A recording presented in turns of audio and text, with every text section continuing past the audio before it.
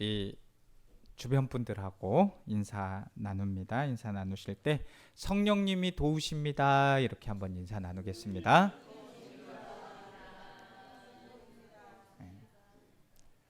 성령님이 도와주시니까 우리가 이렇게 교회에 와서 예배당에 와서 예배를 드릴 수 있을 줄로 압니다. 기독교는 이 부활주일 후에 50째 날이 되는 그 주일을 성령 강림 주일로 지킵니다. 그래서 이제 올해는 부활절 후에 오늘이 50일이 되는 주일이기 때문에 50일째 되는 주일이기 때문에 오늘 성령 강림 주일로 지킵니다. 우리 성도님들은 성령 하면 어떤 생각이 나시나요? 보통 성령 하면 대부분 신비를 많이 생각하게 되죠. 성령은 그 신비부터 시작을 했습니다. 우리 사도행전에 성령에 대해서 말씀이 많이 나오게 되지요. 성령의 역사가 나타나기 시작하는 게 사도행전인데 우리가 주일 오후에도 또 수요 기도회 때에도 사도행전을 계속해서 말씀을 나누고 있습니다. 우리가 사도행전을 흔히 또 성령행전이다라고 말을 하기도 합니다.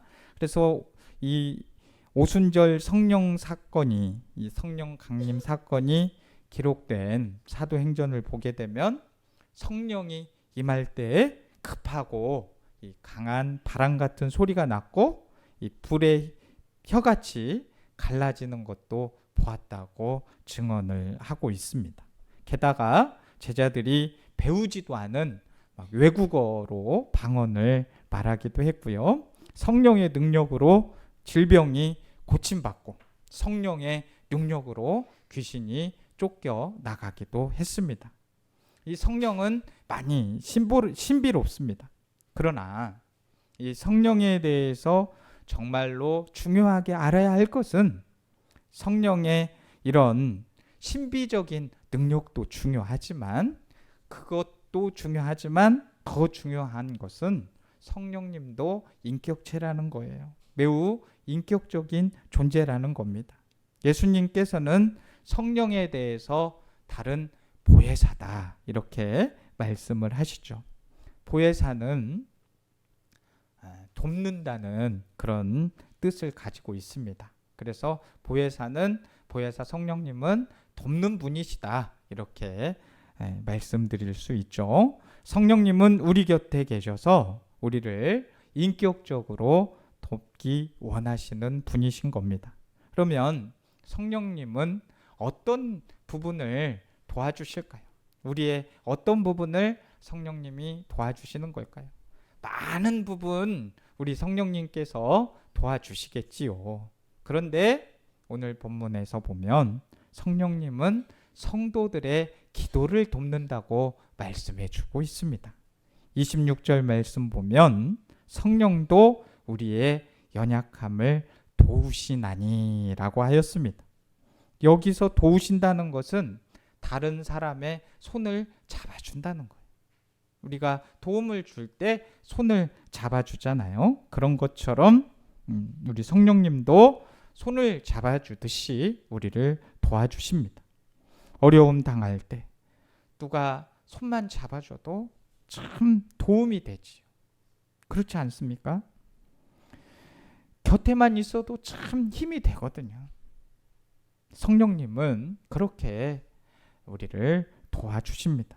특별히 무엇을 도와주시나요? 26절 말씀에 우리의 기도를 도우신다는 겁니다. 우리가 성령님의 도움 없이 기도를 할 수 있을까요? 없을까요? 기도는 할 수 있죠. 성령님의 도움 없이 얼마든지 기도할 수 있습니다. 하지만 그렇게 성령님 없이 기도하는 것을 우리는 형식적인 기도다 또는 중언부언 기도다 이렇게 말을 하는 겁니다. 중언부언은 막 똑같은 말을 계속해서 반복해서 하는 것이기도 하지만 더 정확한 표현은 의미 없는, 별 진정성 없는 그냥 형식적인 기도라는 뜻입니다. 그런 기도는 언변이 아무리 화려해도 중언부언하게 되는 것이죠. 그런 기도는 능력이 있을까요? 없을까요? 성령의 도움 없이도 기도할 수는 있을지 몰라도 성령 없이 하는 기도는 능력이 나타나기가 어렵습니다. 내가 아무리 간절히 기도해도 성령과 별 관련이 없으면 그것은 좋은 기도라 할 수 없는 것이죠.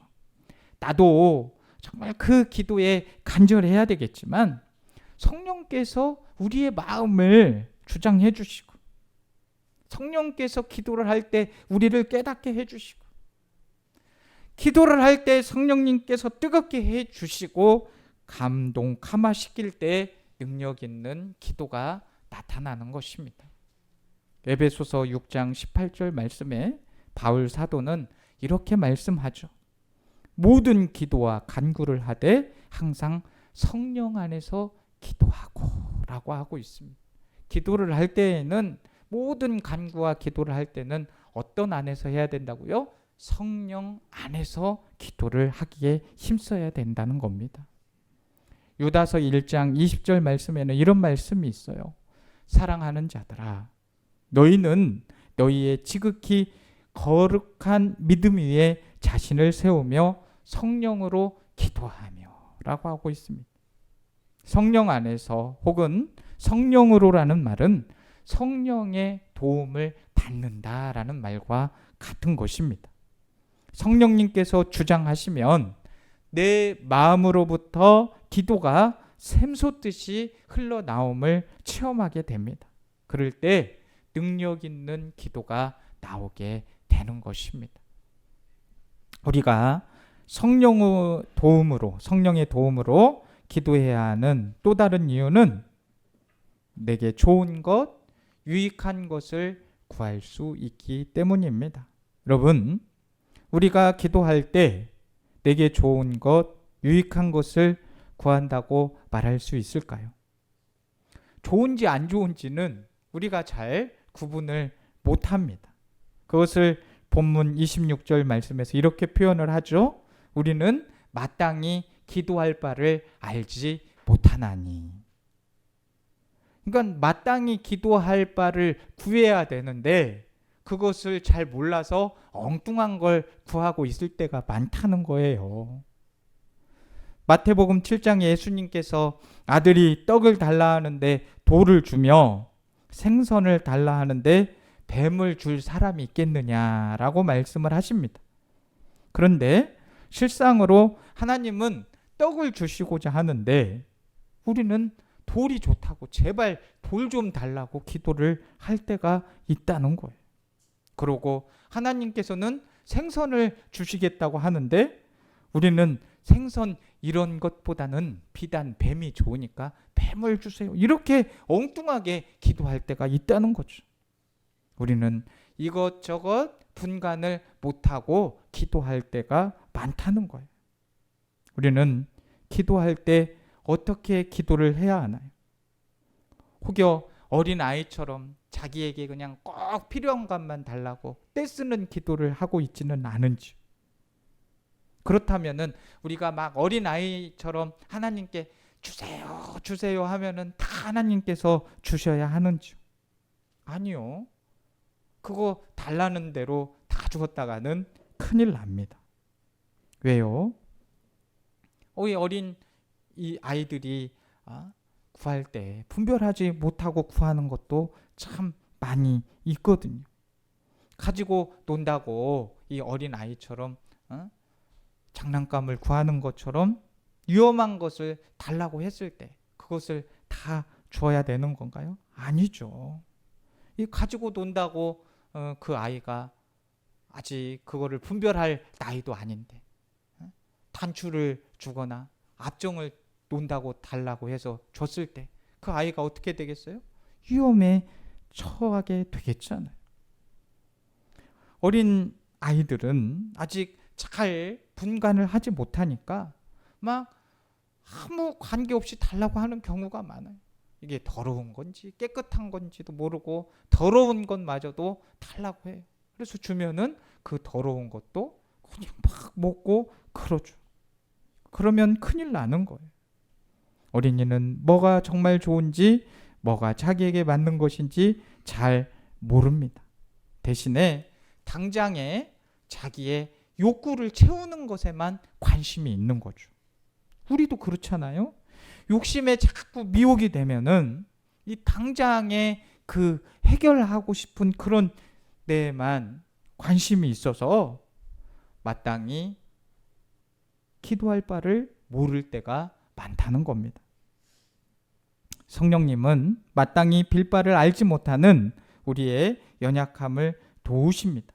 그러므로 내가 막 기도하려고 하기보다 먼저 기도해서 나를 도우시는 성령님을 찾으려고 애를 쓰셔야 돼요. 그래서 성령께서 내 입술을 통해서 기도하실 수 있도록 해야 합니다. 기도는 영적인 일이에요. 그래서 영적인 일을 하려고 할 때에는 반드시 성령님의 도우심이 있어야 한다. 이것을 깨닫고 해야 됩니다. 성령님의 도우심이야말로 기도의 생명력입니다. 이 성령이 도와주지 않으면 기도를 길게 할 수도 없어요. 그냥 인사만 하고 가셔. 그리고 그냥 기도를 잊고 산단 말이에요. 이 손기철 장로님이라는 분의 책 제목 중에 고맙습니다 성령님이라는 책이 있어요. 근데 왜 이 장로님이 책 제목을 성령님 고맙습니다, 고맙습니다 성령님 이렇게 지었겠어요? 매일 성령님께서 도와주시니까 고맙습니다 성령님 이러는 거예요. 그러니 우리도 매일 성령님 도와주세요, 성령님 우리의 기도를 도와주세요, 여러 번 반복하면서 선포하기를 권면드립니다. 저를 같이 한번 따라해 보실까요? 성령님, 저의 기도를 도와주세요. 이렇게 선포하면 반드시 우리 성령님께서 기도를 도와주실 줄로 믿습니다. 이 외국 영화인데 워룸이라는 기도에 관한 영화가 있습니다. 우리 예전에 가족들이 함께 본 영화인데요. 이 영화의 주인공 엘리자베스는 요즘 교회에서 볼 수 있는 흔한 교인의 모습입니다. 적당히 교회 다니고 적당히 하나님과의 관계를 유지하면서 스스로 그럭저럭 신앙생활 잘 하고 있다, 이렇게 생각하고 있던 사람이었습니다. 개인적인 삶에 어려움이 있지만 그 짐을 하나님 앞에 가져갈 생각을 하지 않고 그냥 이 바쁘게 살아가는 평범한 크리스천의 모습입니다. 그런 엘리자베스가 이제 기도의 전사 클라라 부인과 만나게 되는데 그 부인과 만나면서 이제 삶에 크고 작은 변화가 일어나게 됩니다. 클라라 부인의 강력한 조언과 격려, 위로, 지혜 속에서 우리의 싸움의 대상이 결코 사람이 아니라 이 사단의 세력이라는 것을 깨닫는 거죠. 그녀는 기도가 얼마나 이 자신을 변화시키는지 목격하면서 막 몸에 전율을 느끼게 됩니다. 처음에는 기도방도 만들어 놓고 기도했지만은 막 기도가 잘 되지 않았습니다. 그런데 이제 성령의 도움으로 그 기도방 이름을 작전실이라고 바꾸는 거죠. 그리고 그렇게 작전실이라고 불리는 골방에서 가족을 위해서 이 성경 구절들, 하나님의 말씀을 써나가면서 기도 전략을 세우고 강력한 기도의 은혜를 체험하고는 놀라운 변화를 갖게 되는 겁니다. 그리고 그 변화를 통해서 이 여인이 변화되니까 남편도 변하고 딸도 변하게 되는 것이죠. 심각한 부부 위기의 가정이 사랑과 화목의 가정으로 변화되며 하나가 됩니다. 위기의 시대에 가장 큰 힘을 발휘하는 것은 바로 기도입니다. 그것을 나타내주는 영화 워룸이라는 영화입니다. 우리가 성령님의 도우심으로 기도하여 이 위기를 이겨낼 수 있는 저와 우리 옥산교회 성도님들이 다 되시기를 주님의 이름으로 축복합니다.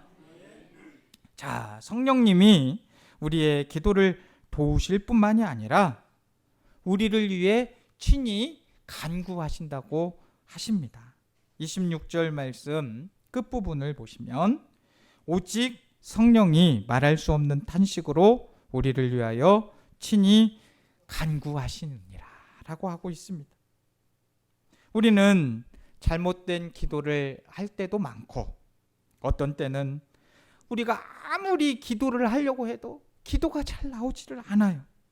특히 우리 마음에 안과 밖으로 근심이 쌓이게 되면, 고민이 막 쌓이게 되면, 어려운 문제나 난관이 부딪혔을 때 우리는 기도하기가 쉽지 않아요. 우리의 심령이 상한 갈대나 꺼져가는 심지처럼 힘이 없고 슬픔과 고민에 잠겨져 있을 때 우리는 막 마음은 갑갑하죠. 머리는 하얘지죠. 막 아버지 주여 막 이런 외마디 비명만 지르고는 기도조차 할 수 없는 그런 상황에 놓여 있을 때가 있다는 거예요. 그때는 기도를 소리를 내서 막 하지 않아도 그것이 기도하지 않는 게 아니에요. 그때도 우리가 그런 고통 속에서도 하나님을 향하고 있다면 그때는 성령께서 나를 위해 친히 간구하시는 겁니다. 그러니 괴롭더라도 하나님을 찾으시고 기도가 나오지 않더라도 외마디 비명이라도 신음이라도 하나님 부르시면서 기도할 수 있기를 바랍니다. 내가 기도하지 못해도 성령께서 기도하시기 때문입니다. 복음 찬양에 이런 찬양이 있어요. 당신이 지쳐서 기도할 수 없고 눈물이 빗물처럼 흘러내릴 때 주님은 아시네 당신의 약함을 사랑으로 돌봐주시네.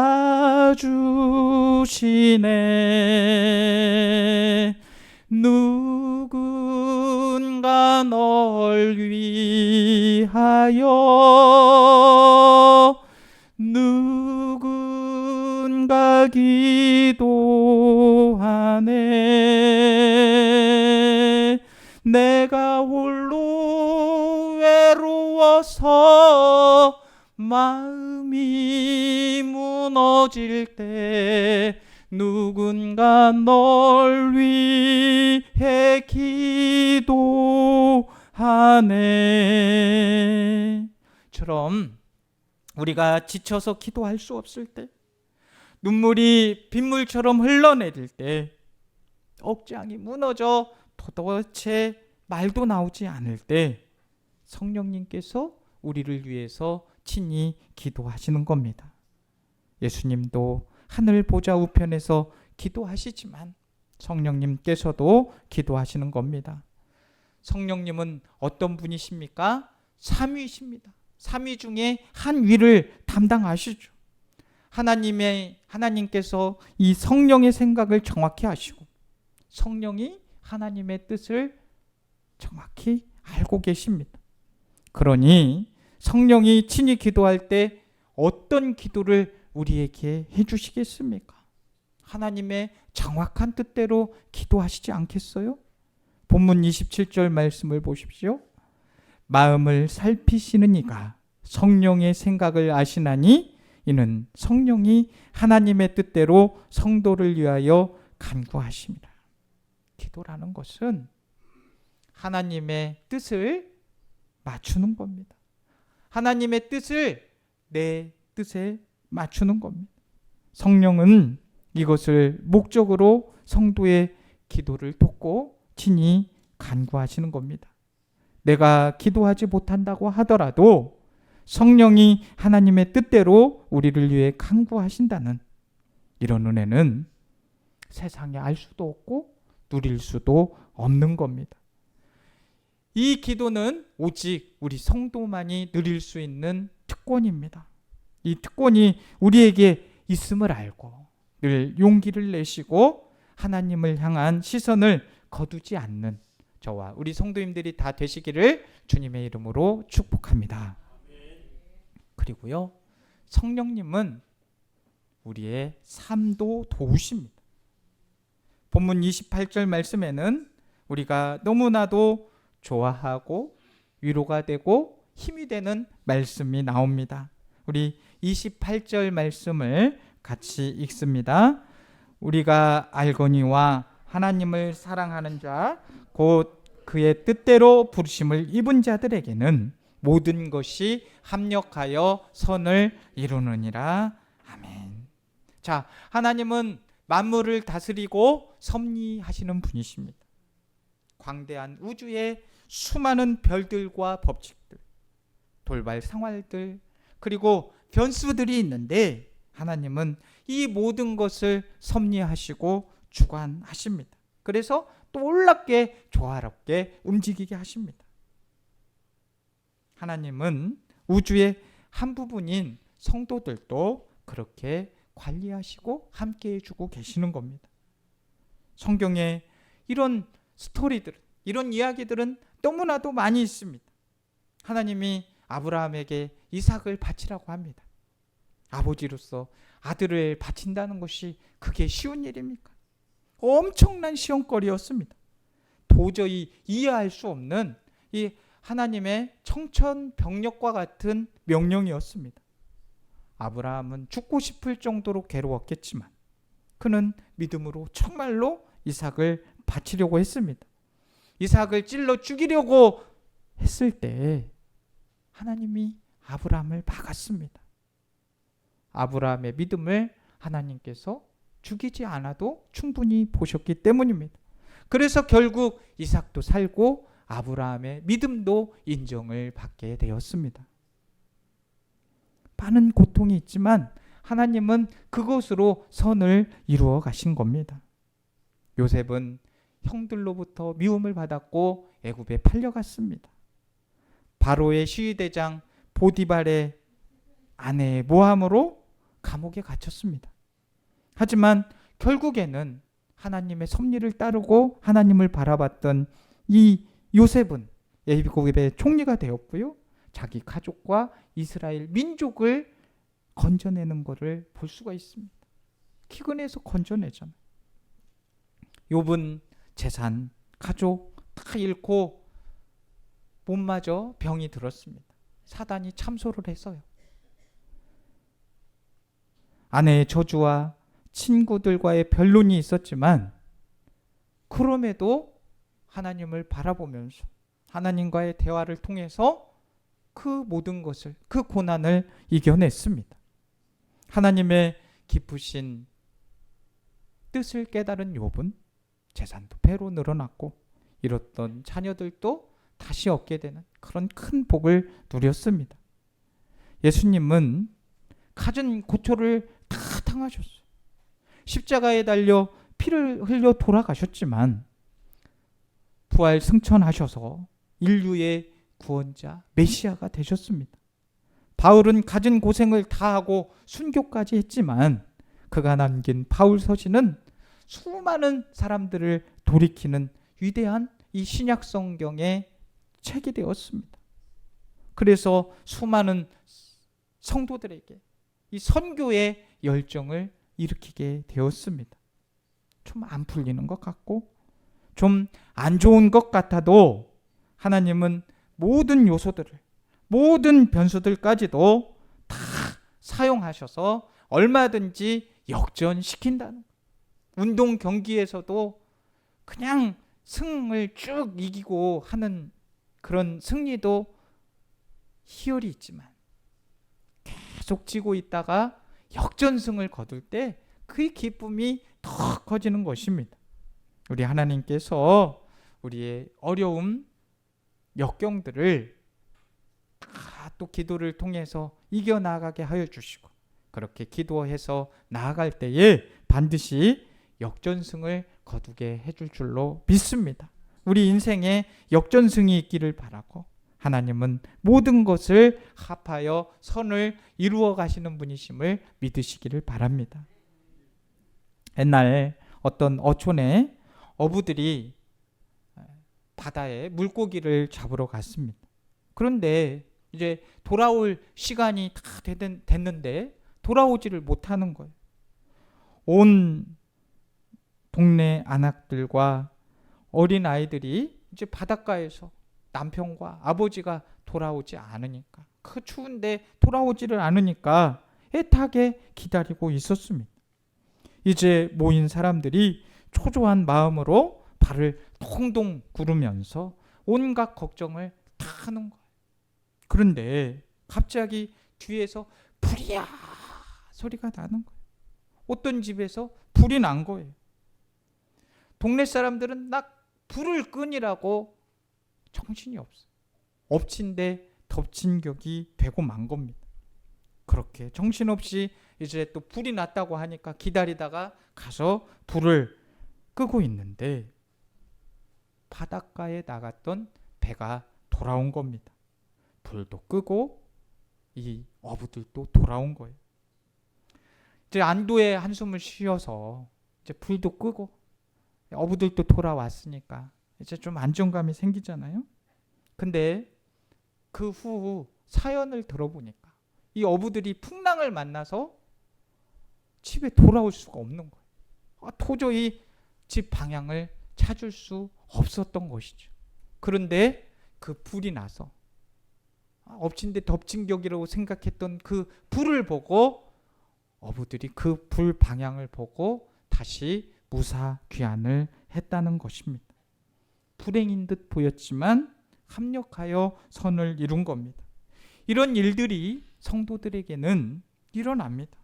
그리고 최종적으로 이렇게 하나님은 합력하여 선을 이루어 가십니다. 선한 일에는 반드시 하나님께서 함께 하시고 도우심의 역사가 있는 겁니다. 우리 옥산교회가 올해 2023년을 맞이하면서 74주년을 맞이하고 가고 있습니다. 이렇게 이 역사가 흘러오는 동안에 하나님께서 이 교회를 지키시기 위해서 얼마나 많은 선한 영향력으로 함께 하셨고, 어려운 일이 있을 때마다 친히 도와주셨고, 이렇게 교회가 유지될 수 있도록 함께 해주고 계십니다. 우리는 계속해서 성령님께 간구하시고 도와주실 것을 요청해야 할 것입니다. 하나님, 우리 옥산교회를 지켜주십시오. 우리 옥산교회를 살려주십시오. 우리 옥산교회가 영혼 구원의 역할을 감당할 수 있도록 우리 한 사람 한 사람에게 은혜를 주시옵소서. 교회뿐만인가요? 우리의 가정과 국가도 마찬가지입니다. 성령님, 우리 가정을 지켜주시고 도와주시고 함께해 주십시오. 우리 국가도 마찬가지입니다. 우리 자유 대한민국, 하나님께서 이렇게 자유 주셨기 때문에 지켜주신 나라인데 우리가 더욱더 깨어서 이 나라를 위해서 기도해야 되지 않겠습니까? 우리가 코로나 사태로 나라의 위기도 겪었고 이제 또 경제 위기라는 또 큰 위기에 닥쳐져 있습니다. 우리가 잘 깨닫고 주님을 의지하며 주님께 지혜를 구하면 반드시 이 위기도 이겨내게 될 줄로 믿습니다. 온갖 우여곡절을 다 겪는다 하더라도 결국에는 모든 것이 합력하여 선을 이루도록 성령님께서 도와주시는 겁니다. 이것을 알고 믿고 나누며 또한 합력하여 선을 이루는 성도들의 삶을, 그 증인의 삶을 사시기를 권면드립니다. 성령님은 이렇게 우리에게 남다른 도움을 주십니다. 기도할 때 성령의 도우심을 받으시고 또 기도할 수 없을 때조차도 성령님이 하나님의 뜻대로 친히 간구하심을 알고 성령님께 간절히 간구합시다. 또한 성령은 모든 것이 합력하여 선이 이루어지도록 우리의 삶을 도와주십니다. 성령님의 도우심으로 늘 승리하는 삶을 살 수 있는 저와 우리 성도님들이 다 되시기를 주님의 이름으로 축복합니다. 축복합니다. 하나님 아버지, 성령을 보내주셔서 참으로 감사합니다. 오늘 성령 강림주일로 지킵니다. 성령은 우리를 도와주시는 보혜사 성령님이신 줄로 믿습니다. 특별히 우리의 기도를 돕는 분인 줄 저희는 믿사오니 성령님의 도움으로 우리가 기도하게 하여 주시고 성령님의 도움으로 우리 삶에 모든 것이 합력하여 선을 이루는 일들을 경험하게 하여 주옵소서. 예수님의 이름으로 기도드립니다. 아멘.